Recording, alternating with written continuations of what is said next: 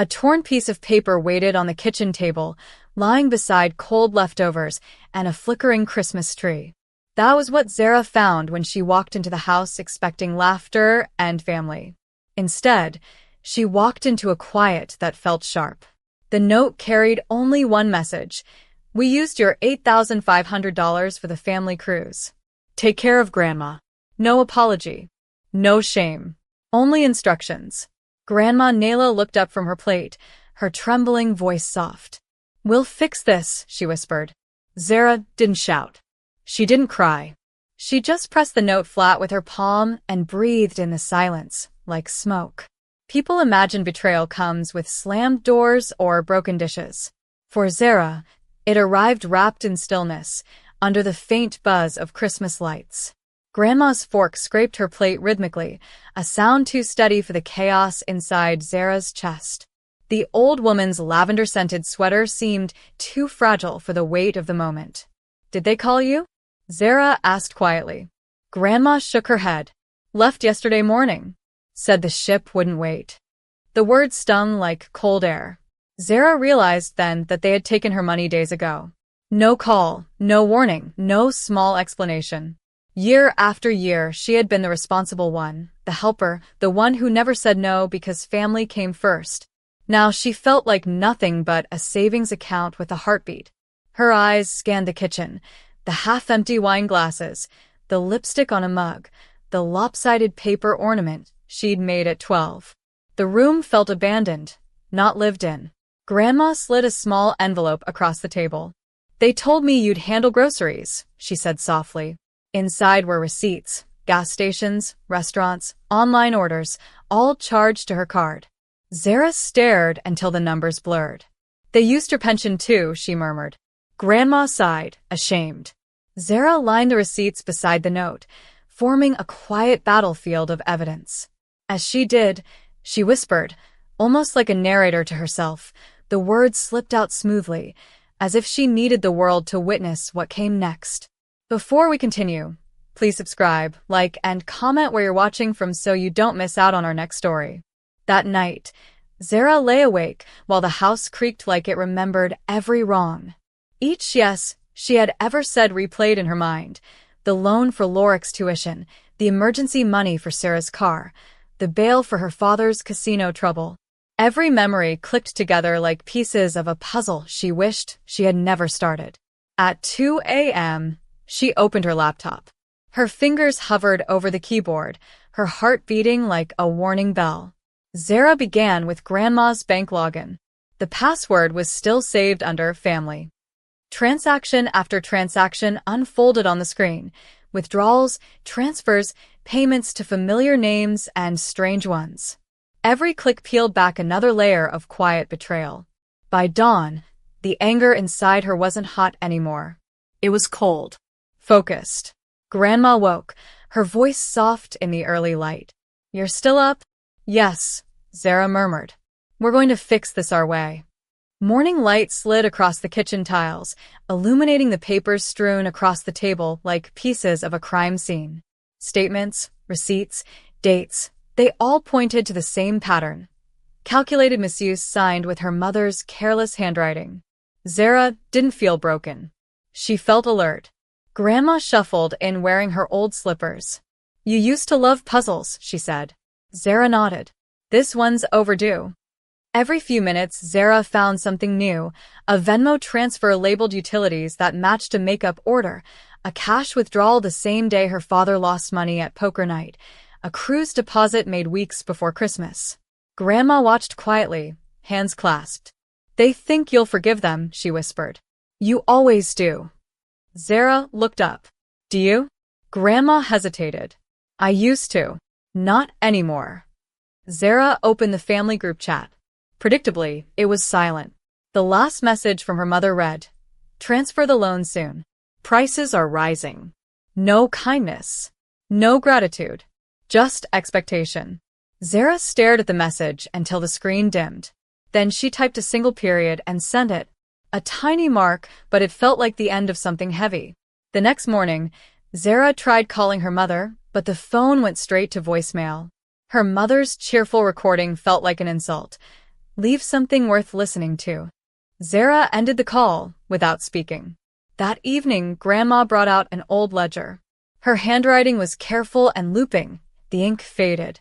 Start from 2016, Grandma said. Zara blinked. That's when she took your login. Grandma nodded, lips tight. I told myself it was temporary. But temporary things tend to live the longest. They worked until their eyes burned. By the time Zara leaned back, the story written in the numbers was too clear to ignore. 10 years of small thefts wrapped in excuses and love that demanded silence. Something shifted inside her, a quiet click like a lock. She didn't want to argue. She didn't want to beg. She wanted proof. Grandma touched her hand gently. What are you thinking, sweetheart? She asked. Zara met her gaze. That they chose the wrong person to underestimate. That night, Zara created a folder on her laptop named Proof. Inside, she saved screenshots of transactions, messages, withdrawals, every single piece of the puzzle. Guilt wasn't hers anymore. It felt strange, but freeing. Outside, snow tapped against the window like soft warning drums. Grandma drifted off to sleep in her chair, her breathing steady. Zara kept typing, the cold glow of the screen lighting her determination. By the fourth day, the house no longer felt haunted. It felt like a war room. The kitchen table was covered with rows of printed statements, each held down by a mug or spoon so the heater wouldn't blow them away. Grandma called the setup organized fury. Outside, snow buried the mailbox. Inside, Zara buried the last of her guilt. She traced every payment, cruise deposits, jewelry orders, a suspicious home improvement loan that landed directly in Sarah's checking account. That morning, Zara dialed a number she never imagined she'd call. It belonged to Nola Shaw, an attorney she once drove during an Uber shift. Nola specialized in elder financial abuse. Back then, Zara didn't think the card mattered. Now it felt like a lifeline. When Nola answered, her voice was sharp but calm. Nola Shaw speaking. Zara exhaled. You probably don't remember me.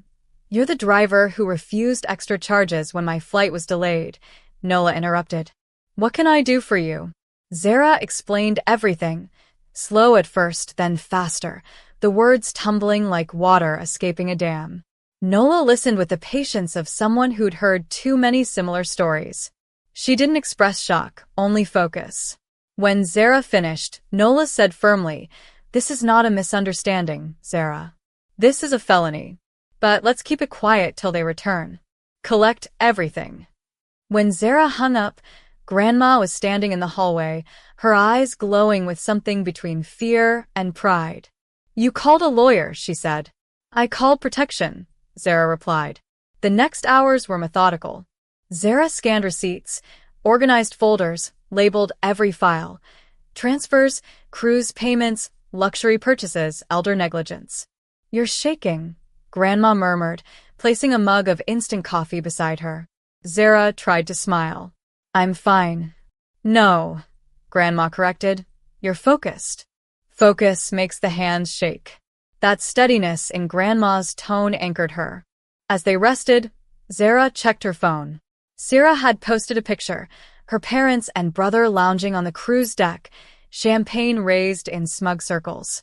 The caption read, Finally, peace. Family only. Zara let the words sink in. Negativity, she whispered. That's what they think I am now. Grandma peered at the screen, her jaw tightening. Let them enjoy their peace, she said coldly.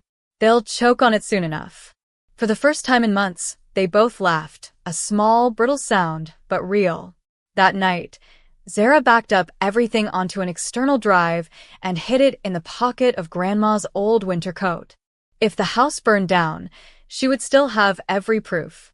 Later, Nola emailed her a short line. Control the narrative before they do. The words became Zara's new spine. She cleaned the house, not for them, but for herself, taking down blinking lights, tossing wilted flowers, packing ornaments away carefully. With every act of cleaning, she felt like she was wiping away their fingerprints from her life. The night before their return, Grandma sat in her recliner watching a quiet Hallmark movie, the kind where everything ends with soft music and forgiveness. Zara stood by the window, arms crossed. Do you think they'll even feel guilty? She asked. Grandma didn't look away from the TV. Guilt is a luxury, sweetheart. They spent theirs a long time ago. Outside, snow fell thick and patient. Zara imagined them laughing loudly, dragging their suitcases across the floor they had left covered in crumbs and lies. Before bed, Zara drafted an email titled Formal Report, Elder Financial Abuse. She attached documents, wrote a clear summary, and saved it as a draft. Not sent. Not yet. But ready. That was her peace, knowing she had a button she could press at any time. As she turned off the light, Grandma's voice floated down the hallway. Remember what I told you that night? Zara smiled into the darkness. Yes. Tomorrow we start. Morning arrived too bright, too still. Zara made breakfast and brewed coffee, arranging the table exactly as it should have been on Christmas Day. The quiet felt like the pause before a storm. Then she heard it, tires crunching on frozen snow, car doors slamming, laughter spilling through the cold air. Their voices, once able to make her chest tighten, now sounded distant, small. The front door swung open with the same squeal she used to love. Couldn't you at least shovel the driveway? Her mother snapped before, even stepping inside. Rachel always entered like she owned the room, sunglasses on even in winter, allergic to reality. Zara's father followed, red-faced from cruise food, dragging suitcases heavier than his conscience. Behind him, Sarah entered with perfect nails and a perfect scowl. It's freezing, she complained. You could have turned the heat up. Last was Lorik, walking with the confidence of someone who thought consequences were optional. None of them looked at Grandma. They brushed past her like she was part of the furniture. Zara sat at the kitchen table, the place where the first note had been left like a trap. Her laptop glowed blue in front of her. Welcome home, she said evenly. Rachel blinked, startled. Zara, you're still here. Zara tilted her head. You told me to take care of Grandma. Sarah rolled her eyes. Oh, come on. Don't be dramatic. Grandma whispered, I'm too old for dramatics. Zara gestured toward the chairs. Sit. Her tone made it in order. They exchanged confused looks but obeyed, Rachel taking the head of the table like always. Once they settled, Zara clicked play. A spreadsheet filled the screen. Rows of dates, transfers, withdrawals from Grandma's pension. Across the top was a bold title. Funds taken by Rachel and family. For a moment, silence held them all. Then her father leaned forward. What is this? Zara replied calmly, Your vacation itinerary. Rachel's smile cracked. Where did you get? From the same place you took my savings, Zara said. Grandma's bank. She clicked to the next page, screenshots of messages between Rachel and Sarah. Rachel, he won't notice the cruise deposit missing. He trusts us. Sarah, he's too soft. Who leaves Grandma alone on Christmas anyway? Sarah's face drained of color. You went through our phones? No, Zara said. You left your cloud backups unprotected. Lorik slammed his hand on the table. You can't just spy on your family. Grandma's voice sliced through the room, low but sharp. You stopped being family when you started stealing from me. The room went still. Zara opened the next file. An audio clip. Ava's voice trembled. They said if Zara didn't send the money, they'd just leave her and deal with it later. I can't lie for them anymore. Lorik shot up. You recorded my wife. She begged me to, Zara said quietly. She was tired too. Her father stood abruptly. You little snake. You've been digging through our accounts like some kind of... Someone tired of being robbed, Zara finished.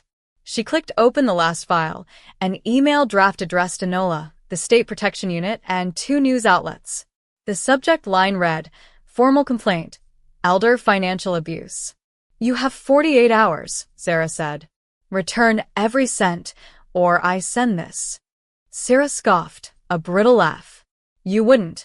You'd ruin your own family. No, Zara said. You ruined this family when you traded love for leverage. Rachel's voice dropped to that cold, practiced calm she used whenever she wanted control. You really think people will believe you? You've always been the dramatic one, Zara. Always playing the victim. Zara stared at her mother. Really stared at her. The perfect hair, the stiff smile, the eyes that never saw anyone unless they needed something. I'm not the victim, Zara said calmly. I'm the receipt. Her father opened his mouth to argue, but Grandma raised her hand slightly, silencing him before he could speak. Grandma's voice trembled, but her words were sharp. I raised 3 children. I fed you. I worked 2 jobs. And you left me with frozen beans and a moldy pie while you sipped champagne on a ship I paid for. She leaned forward, eyes burning. If it were up to me, this would already be on the news. Rachel flinched, her confidence cracking. Mother, let's not. Don't you mother me, Grandma snapped, slamming her hand on the table. The sound cut through the room like lightning. Zara slid a thick envelope across the table. Inside are printed copies of every document and message. One for you, she said, looking at Rachel, and one for my attorney. No one moved. Even Lorik, who always puffed himself up like a guard dog, stood frozen.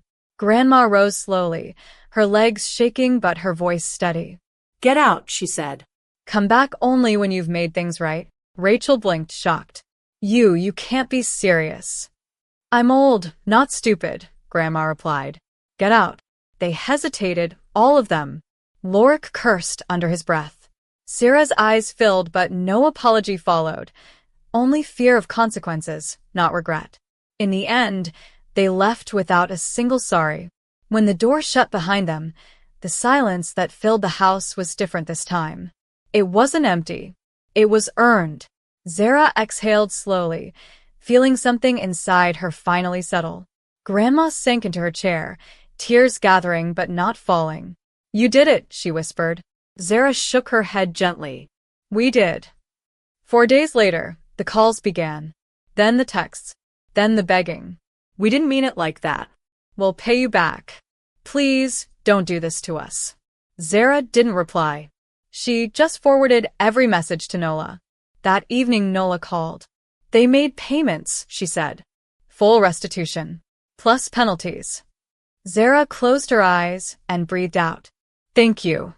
Don't thank me, Nola replied. Thank yourself. You built this case. Grandma sat in her favorite chair knitting slowly, the yarn sliding through her fingers like calm water. Was it worth it? She asked. Zara looked at the open folder on her laptop, her life reorganized into neat, undeniable proof. It was overdue, she said. Grandma smiled faintly. They always thought you were the soft one. Zara smiled back. They were right, until they mistook soft for weak. Outside, snow fell again, quietly covering the driveway they once refused to shovel. Public fallout came faster than Zara expected.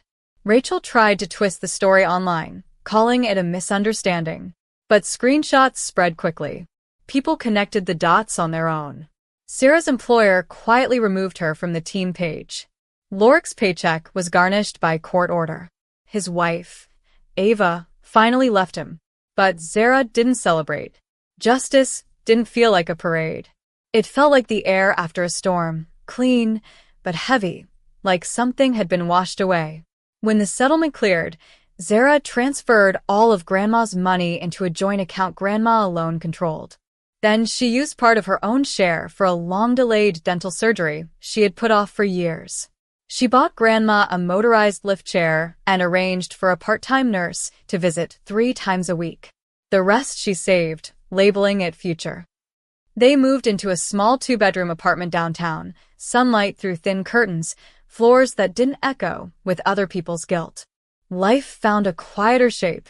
Every morning, Grandma hummed while watering her plants. Every evening, they ate dinner at their old table, no shouting, no guilt, just simple peace.